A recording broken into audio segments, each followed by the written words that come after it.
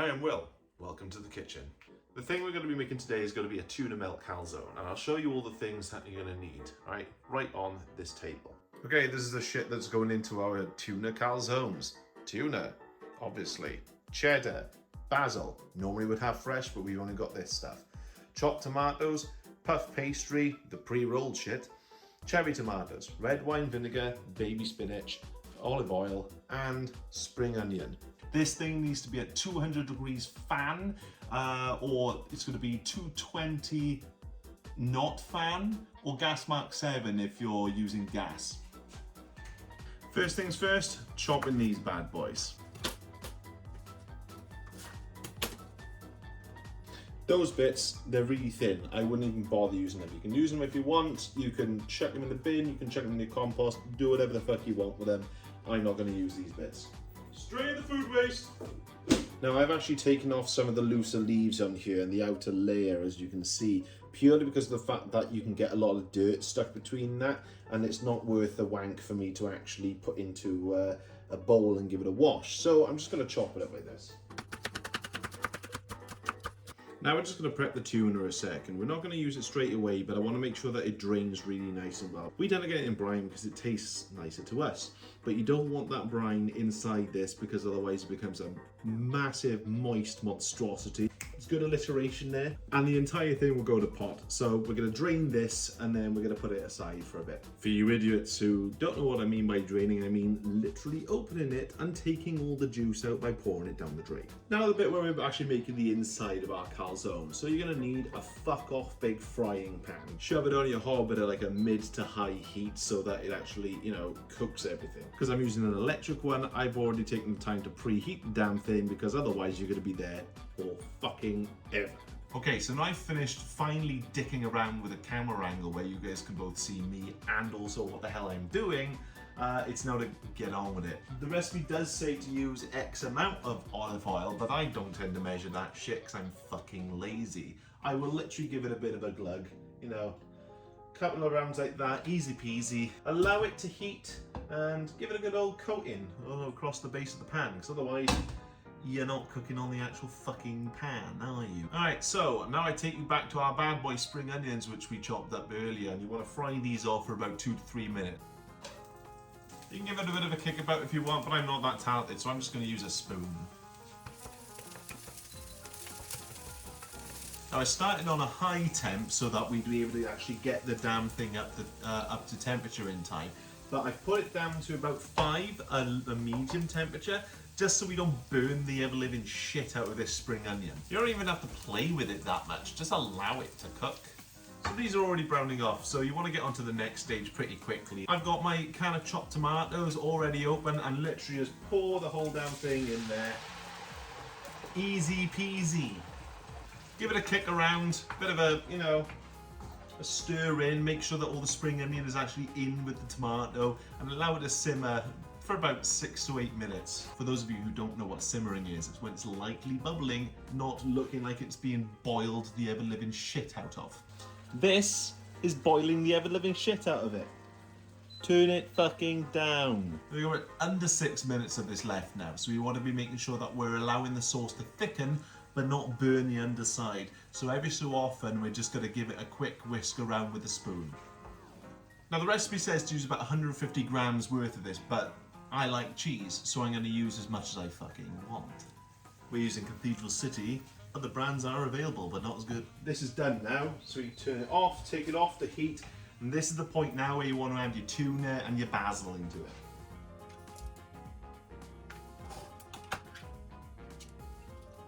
And this normally calls for about 15 grams worth of fresh basil, but I don't have that, I got this shit. So I'm just going to put in a nice sprinkle into what I think would be a good amount. You've also got to bear in mind that I'm also using an Italian seasoned chopped tomatoes with this, so less is more. Now is also a good time to add any other seasoning that you want. So I'm going to go with the good old salt and pepper, your bare bones basics. You're not putting salt and pepper in it, fuck's wrong with you? And now it's time to stir. You break it apart with your spoon. You can either karate chop it like I am, or you can, press it up against the side of the wall. But I find the karate chop method works a lot better for me. Give it a bit of a stir. Never mind if it goes on there, we'll clean it up afterwards. You want to make sure that everything is covered in at least a little bit of the chopped tomato sauce and fucking whatever else is in there, I can't remember.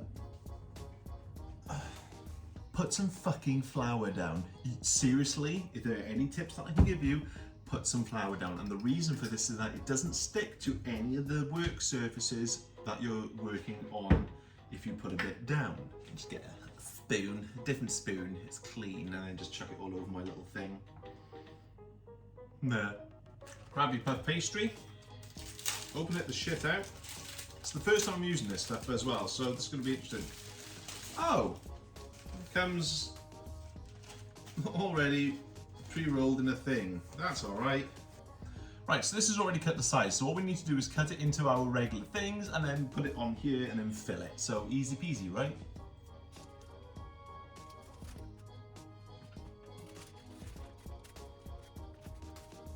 Okay, so we've got our first one. We're going to plonk it on here. Happy days. Now, what I'm going to do is, we're going to get our cheese ready. We're going to get our stuff over here ready, and we want to try and get as little oil in this as possible, all right? But, where are we going to put it? We need a baking tray. So we're going to get a baking tray, we're going to cover it in some grease-proof paper.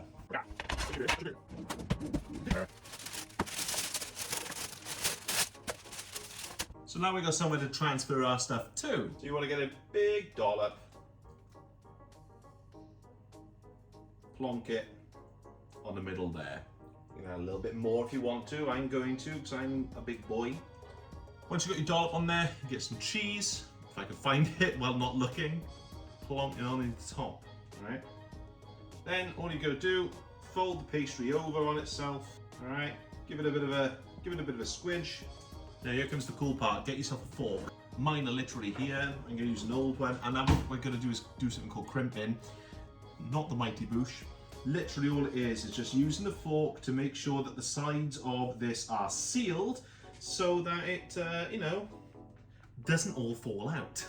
Okay, you guys have got to see how gorgeous this thing is, right? Look at that. Now we're going to make 4 of these, so I'll be right back. Hi. I'm here now. So we got 4 bad boys now on a baking tray. We've also got a tiny little bit of leftovers within the frying pan, but that actually benefits us quite a bit because that's not waste. We can either put a bit of pasta with it and have it for our lunch, or we can end up putting it in like a sandwich and having some sort of like weird tuna sandwich thing. Now the next bit of this, it's very, very important that we do this. Let me bring you closer. So the issue that we have here is actually with the calzones themselves. When these cook, there's going to be a lot of steam which rises, so we actually need somewhere for the steam to escape. So all I'm going to do is I'm going to make 3 little cuts across the top of each of them, just deep enough to allow for the steam to escape, but not to go through the actual thing, so they still cook and don't leak all over the place. Okay, now we've sufficiently stabbed our calzones enough, it's time to put that shit in this shit. Okay, now we got to have that in between 20 to 25 minutes. I'm going to come check on it in 20 minutes and see if it needs another 5. But for now, I'm actually going to clean up, you know, I've got shit to do. I know I got rugby later, I want to be doing some editing or something to do with video games later on.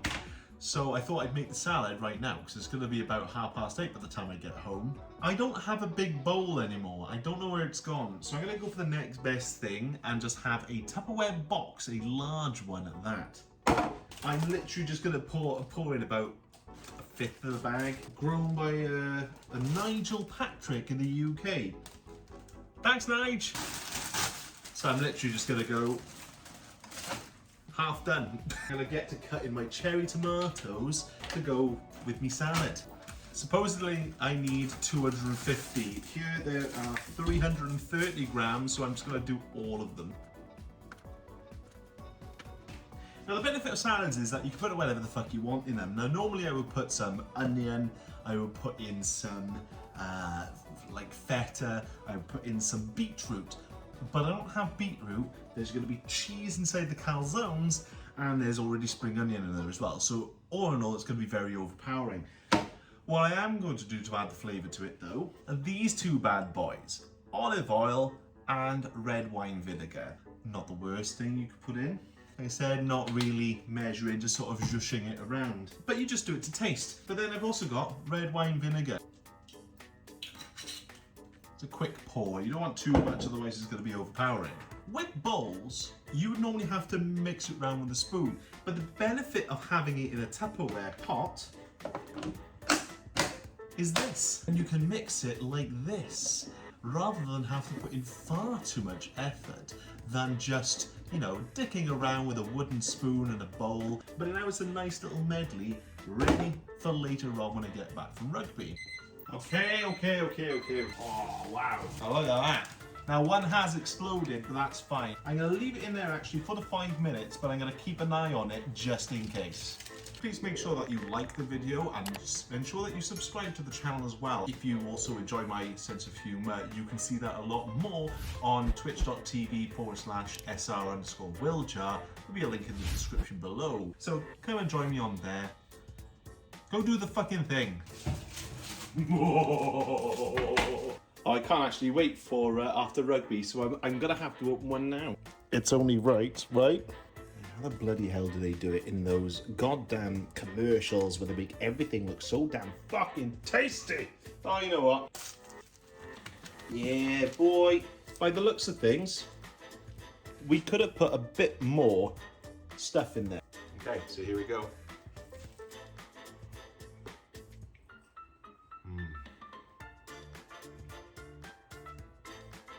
Okay, now that is solid. 8 out of 10, I think. I know I gotta give it high praise because I made it, but I actually prefer this to anything else which is store-bought.